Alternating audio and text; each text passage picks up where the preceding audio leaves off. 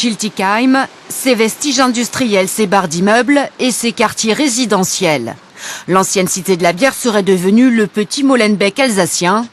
Carton rouge pour ces deux combattants morts au combat en Syrie. C'est ridicule. Effectivement, il y a eu 2 jeunes chiliquois sur 32 000 habitants qui sont allés faire le djihad. C'est deux de trop, bien sûr. On aurait voulu éviter ça. Mais je vois pas quel est le rapport avec Molenbeek. Déjà dans le tourbillon médiatique des Miss Prestige de Geneviève de Fontenay, terrorisée au point d'annuler un dîner officiel l'an dernier pour cause de combattants partis en Syrie, Schiltigheim veut se défaire du mythe djihadiste.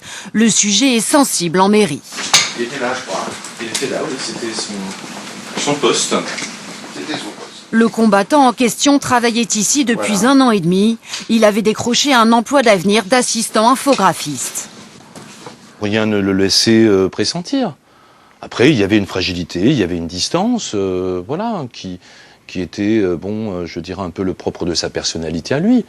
Mais c'est pas pour autant qu'on pouvait soupçonner de tels choix. Enfin, voilà.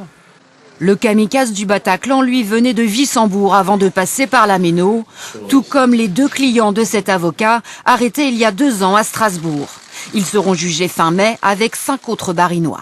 Quand on lit les dossiers, sans rentrer dans le détail, eh bien vous voyez que parmi les gens qui partent, vous avez un médecin, vous avez un commercial, vous avez un jeune sans emploi, vous avez un sportif. Donc venir dire que c'est un quartier, venir dire que c'est un type d'éducation, que c'est un type de formation, ou d'absence d'éducation, ou d'absence d'instruction, ça ne correspond pas à la réalité. Ça, c'est une certitude.